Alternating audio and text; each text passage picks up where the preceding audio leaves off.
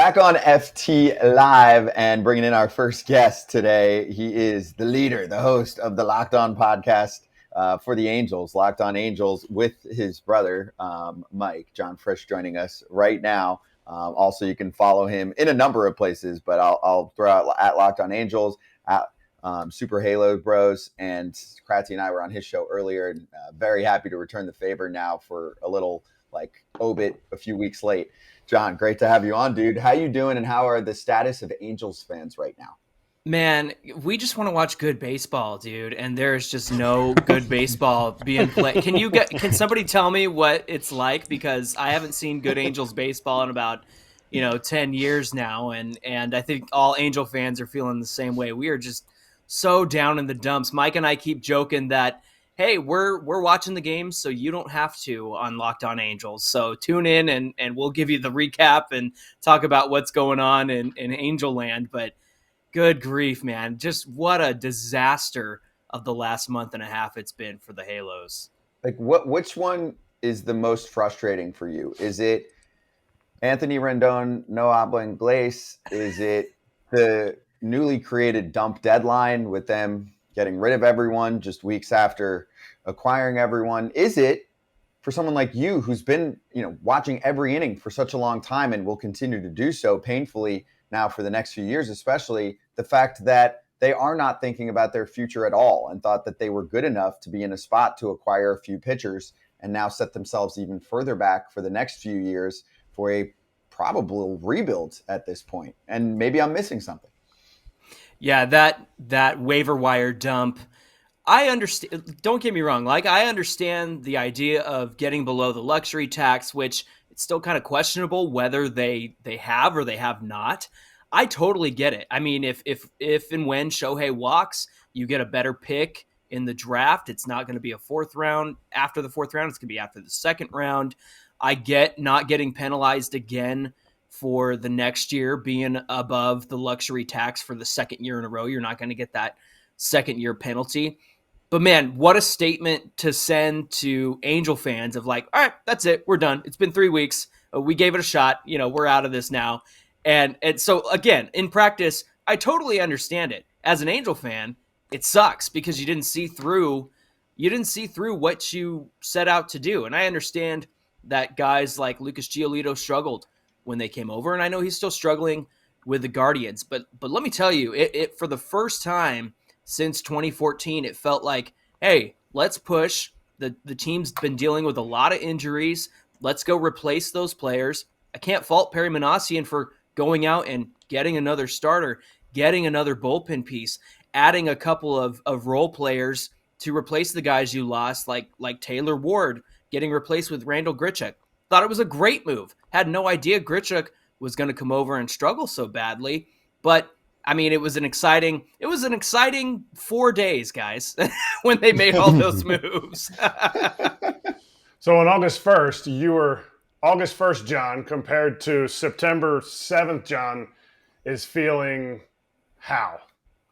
Feeling Man, August.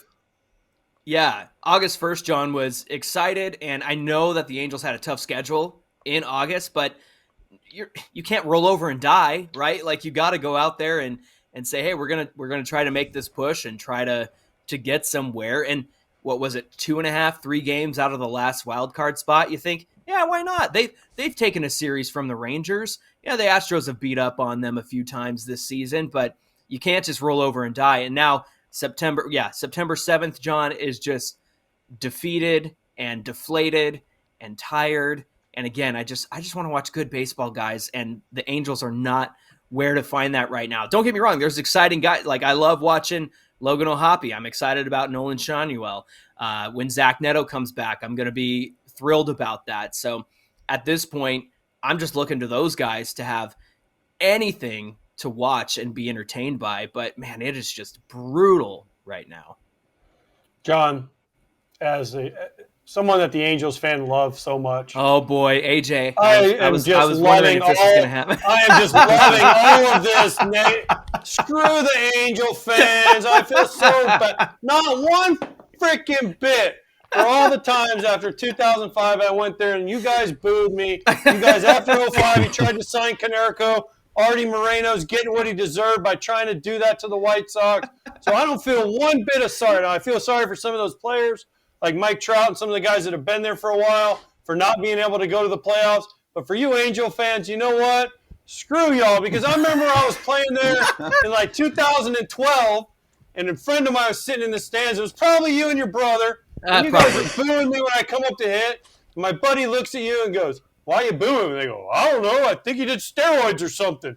Just goes to show you.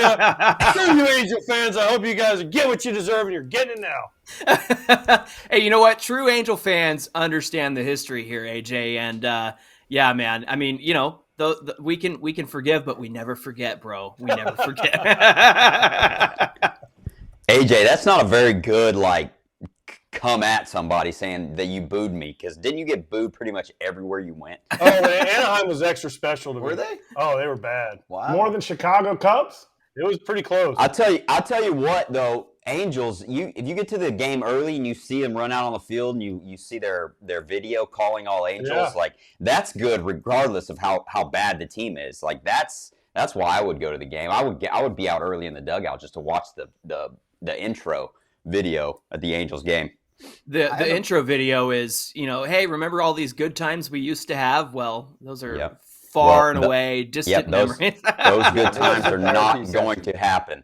Listen, today. I always have to live with Adam Kennedy hitting 3 homers against me. So I mean, it's you know. Wait, but you guys said dugout, so I want to make sure we get to this. We can show the tweet too, because you guys reposted it from Trent Rush. Tim Salmon and Chuck Finley will be part of the Angels staff as, quote, advisors for this foreseeable future. They'll be in uniform in dugout as extra eyes and ears. Are they coaches? What's their job? Otherwise, are they breathing down Phil Nevin's neck? Like, what is the plan here? To me, this doesn't sound like something normal. Have you seen shit like this? No. This is Phil. If I'm Phil Nevin, I'm like, what is happening, dude? Like, maybe I'm super hot seat here. Maybe John can explain it, because I don't understand why you would do this. Yeah, the way Phil Nevin presented it to the media, he was talking to Erica Weston and said, yeah, I invited these guys in. It's kind of like when we had spring training and I invited some of those guys to spring training. Now, he presented it as himself, but I don't know, guys. I mean, you're the experts here. Mike and I thought, like, hey, you can't go wrong with Salmon and Finley in the dugout, of course. However, I mean, it just seems like a lot of different voices in the dugout, a lot of different directions. I don't know where this is coming from, if it was Phil or if it was Perry or even Artie Moreno. I mean, you know, Artie was big on bringing Joe Maddon in because he was a former Angel. And I'm not quite sure where this directive came from. Not complaining about it. I love Salmon. I love Finley. But at the same time, it does seem a little confusing, a little wishy-washy. Phil doesn't have a choice. I mean, what's he going to say? That's No, don't put these guys in the dugout? Yeah, say no. And then they're like, okay, guess what, Phil, you're fired, and whoever... Okay, fuck you. No, but I mean, listen, Phil's from the area. I know. He's wanted to be a manager forever. He finally gets a shot, and then this is the shit show he has to deal with. Well, because you have to wait out if you can. You got to, like, grip for dear life and see if you can wait out Artie and hope that Artie sells the team. He's the #1 villain in Anaheim. Am I right, John?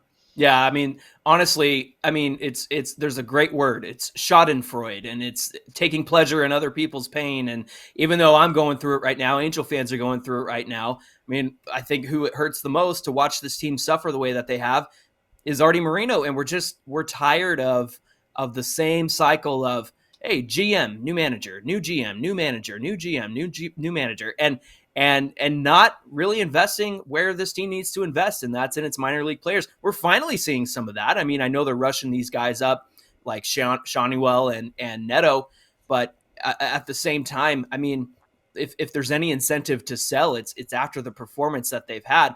My fear is that he really had the best chance to sell last year with one more year of Shohei Ohtani on the team, and so I'm concerned that he's going to stick around. There's word out there that he doesn't really have any plans to sell this offseason. I mean, obviously that could change, but gosh, when I tell you that Angel fans are holding out hope that ownership is going to change, that is like kind of the last thing we can hang our hat on at this point. Which would you rather have, the ownership change or Mike Trout get traded and build a World Series team in 5 years? Why you got to do that to me, Kratz? Yeah. I mean, gosh, I mean, yeah, I guess it would be ownership changing over trading Trout, I mean, at the same, like, I can't blame Trout for taking the deal that he did and being loyal, because you make this deal in 2019 and you imagine, like, hey, they just brought in Ohtani. I know that he's hurt, but he'll be back to pitching soon. But you imagine they're going to bring in more pieces to build around Trout and make him the career angel that he is. But yeah, if there's a chance that ownership changes, I'm taking that 100% of the time. Okay, so I don't know if you saw when I talked about this, I don't know, a week or 2 weeks ago, whatever it was, about Trout going to Artie Moreno this offseason quietly and saying, hey, dude, listen, it hasn't worked. Get rid of me. I mean, could you blame him if he did that? And would you accept it if, like, let's say it was really quiet and one day they just came in and said, hey, we've decided to move Mike Trout. I mean, obviously, Artie would have to pay down some of the salary, but to get better players back. But would you be okay with that as an Angels fan?